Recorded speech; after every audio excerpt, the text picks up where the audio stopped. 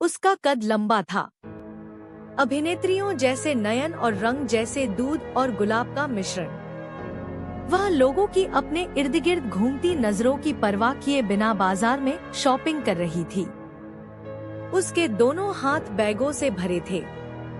पिछले आधे घंटे में उसके पापा का 4 बार फोन आ चुका था और हर बार वह बस इतना बोलती, पापा बस 10 मिनट और।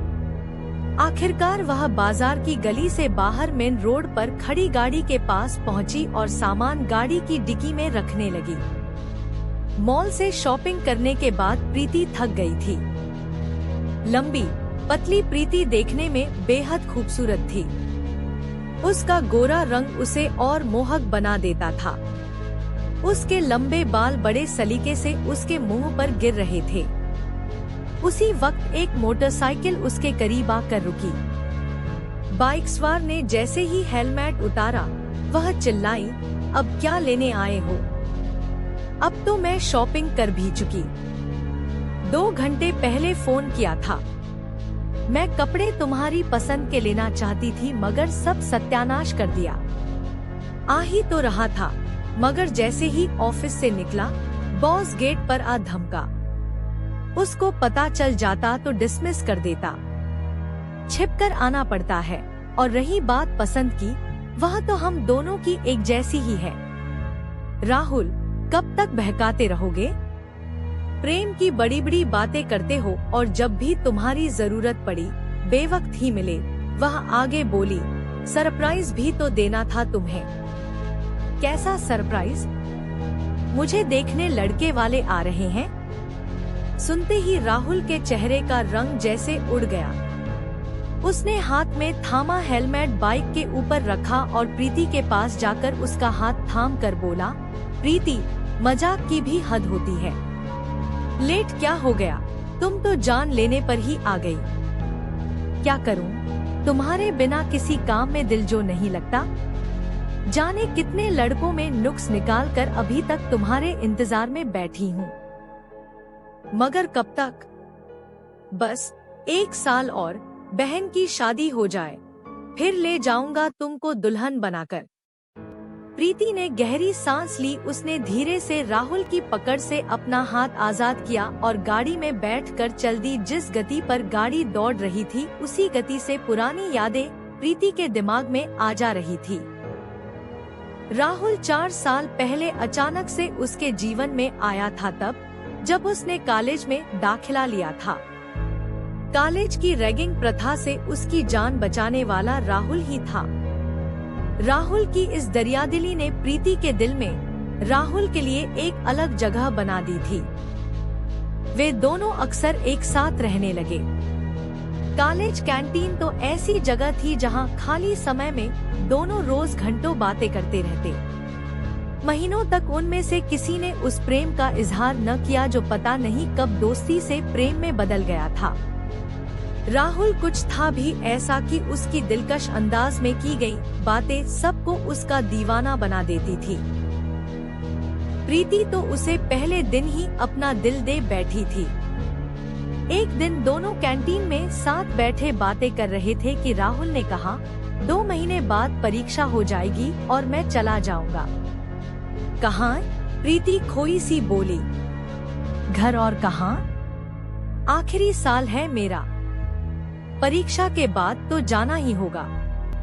मेरा क्या होगा?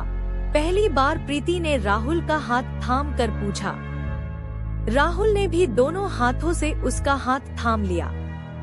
प्रीति की नजर झुक गई थी। उसने अप्रत्यक्ष रूप से प्रेम का इजहार जो कर दिया था। फिर परीक्षा हो गई और साथ जीने मरने का वादा कर राहुल ने कॉलेज छोड़ दिया। अब जब भी दोनों को समय मिलता, किसी पार्क या होटल में मिल लेते। कभी कभी राहुल काम से छुट्टी लेकर उसे सिनेमा दिखाने ले जाता। कॉलेज आने और जाने तक तो दोनों साथ ही रहते। जिंदगी बड़ी हंसी खुशी गुजर रही थी। इस बीच एक दिन उसके पापा ने खबर दी कि उसके लिए एक रिश्ता आया है। लड़का सरकारी डॉक्टर था, लेकिन प्रीति ने लड़के को बिना देखे ही रिजेक्ट कर दिया था। उसके बाद तो यह सिलसिला चल पड़ा। हर महीने रिश्ते वाले आते और प्रीति कोई न कोई बहाना बनाकर मना कर देती। एक दिन पापा ने मम्मी से कहकर पूछवाया कि वह किसी लड़के को पसंद करती हो तो बता दे, लेकिन प्रीति ने राहुल का जिक्र नहीं किया क्योंकि वह एक प्राइवेट कंपनी में छोटा सा मुलाजिम जो था। प्रीति ख्यालों में इस कदर खोई थी कि उसे पता ही न चला कि कब गाड़ी गलत रास्ते पर चली गई। उसने आसपास गौर से देखा, बहुत दूर निकल आई थी। खुला खुला सा रोड संकरी गली में कब तब्दील हो गया, उसे तो आभास ही न हुआ। किसी से रास्ता पूछने की गरज में उसने इधर उधर नजर दौड़ाई तो कुछ फासले पर दो लड़के सिगरेट फूंकते दिखे। उसने गाड़ी वहीं रोक दी और पैदल उनके पास पहुंची। दिन था इसलिए उसे जरा भी भय महसूस न हुआ, मगर अपनी ओर आते उन लड़कों के बदलते हाव भाव देखकर गलती का एहसास हुआ।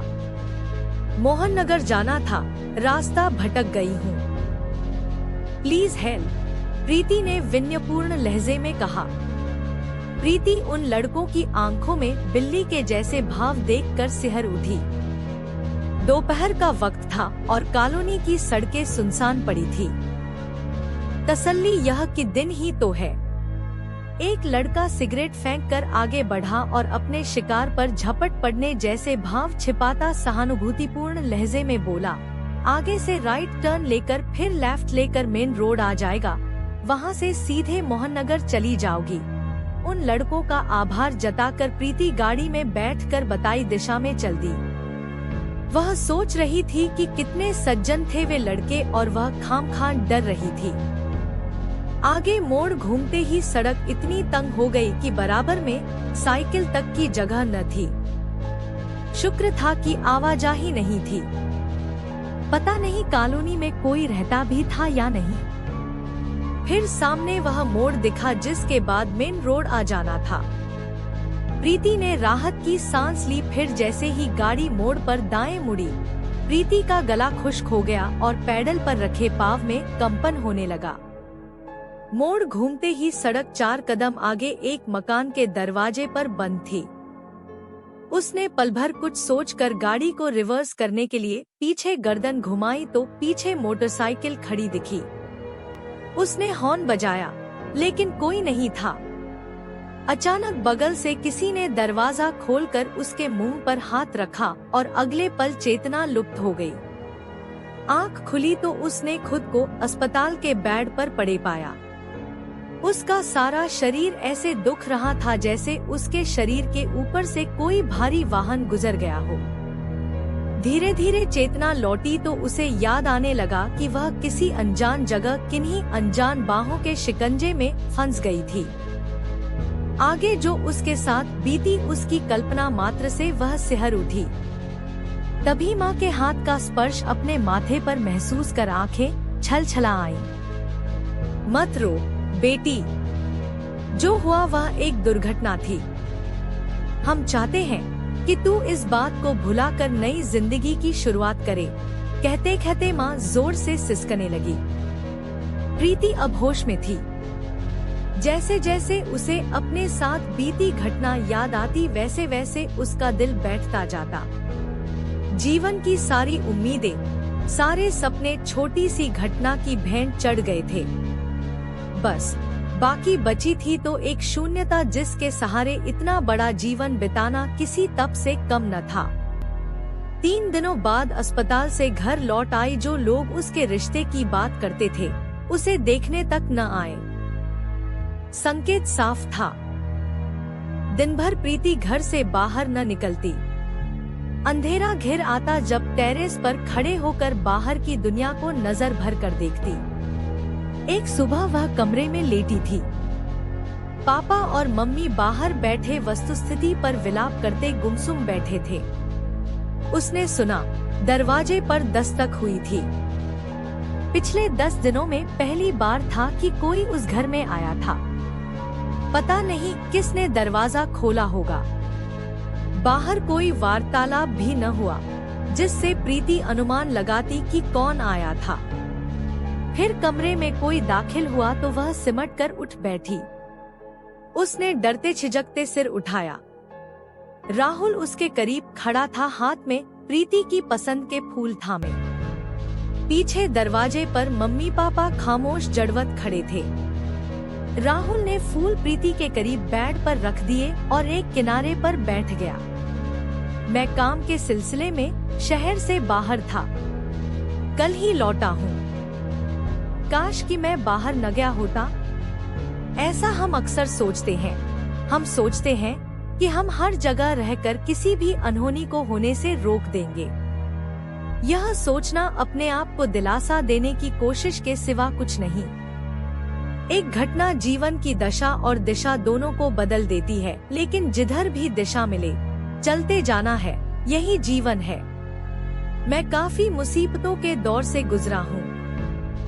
अब कुछ कमा रहा हूँ और इस मुकाम पर हूँ कि जीवन को लेकर सपने बुन सकूं। मैं सपने बुनता हूँ और उन सपनों में हमेशा तुम रही हो प्रीति। मैं चाहता हूँ कि वे सपने जस के तस रहें, जिनमें हंसती मुस्कुराती प्रीति हो, ऐसी मायूस और हारी हुई नहीं। कहते कहते राहुल भावुक हो गया। उसने प्रीति का हाथ थाम लिया। एक पल के लिए प्रीति को कुछ समझ न आया कि क्या प्रतिक्रिया दे, लेकिन राहुल के बेइंतहा प्रेम को देखकर उसकी आंखें भर आईं। वह राहुल से लिपट कर रो पड़ी। दिल में दबी उम्मीदों के ऊपर पड़ी पश्चाताप की बर्फ आंसुओं के रूप में बह रही।